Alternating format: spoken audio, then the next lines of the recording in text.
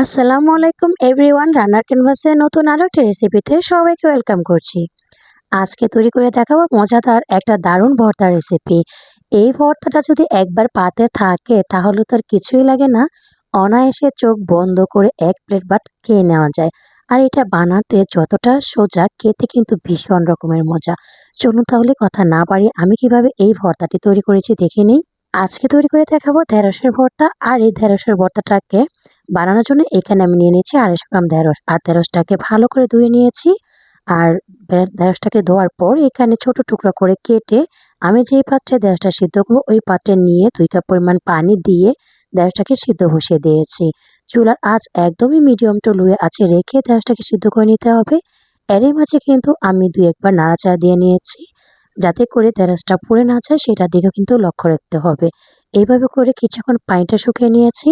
যখন পানিটা একদম শুকিয়ে গিয়েছে এই ঢেঁড়সটাকে চুলার মধ্যে আমি কিছুক্ষণ রেখেছিলাম। চুলার আঁচটা একদম লো আঁচে রেখে এই ঢেঁড়সটাকে আমি একটু পোড়া পোড়া করে নিয়েছি, মানে একটু কালার করে নিয়েছি। এতে করে ঢেঁড়সের ভর্তাটা বানালে অনেক বেশি মজা হয় এবং সুন্দর একটা পোড়া পোড়া ঘ্রাণ আসে। এই পর্যায়ে আমি ঢেঁড়সটাকে চুলা থেকে নামিয়ে নিয়েছি আর ঢেঁড়সটাকে ঠান্ডা করে নিয়েছি। এখন চলুন ভর্তাটা বানিয়ে নিই। এখানে 2টা বড় সাইজের পেঁয়াজ একদম মিহি কুচি করে কেটে নিয়েছি।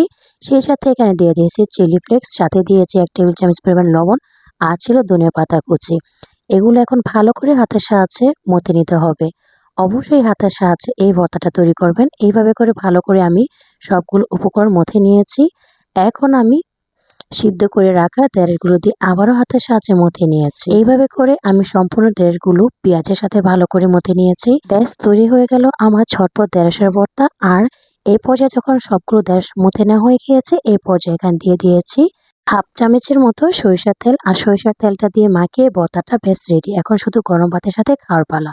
এইভাবে করে ঢেঁড়সের ভর্তাটা একদিন খেয়ে দেখবেন, অসম্ভব মজার হয়ে থাকে। আর এই ঢেঁড়সের ভর্তাটা একবার বানিয়ে খেলে বারবার খেতে ইচ্ছে করবে। আর এই ভর্তাটা একবার পাতে নেওয়ার পর অন্য কোনো পদ কিন্তু খেতে ইচ্ছে করবে না, এতটা মজার হয়ে থাকে। তো আজকের রেসিপি আপনাদের কাছে কেমন লেগেছে চাইলে ছোট্ট একটি কমেন্ট করে জানাতে ভুলবেন না। আর আমার রেসিপি যদি ভালো লেগে যায় ভিডিওতে লাইক দিয়ে চ্যানেলটি সাবস্ক্রাইব করে অনুরোধ জানাচ্ছি। আজ তবে এখানে বিদায় নিয়ে নিলাম। ভালো থাকবেন সবাই, সুস্থ থাকবেন। আল্লাহ হাফেজ। আসসালামু আলাইকুম।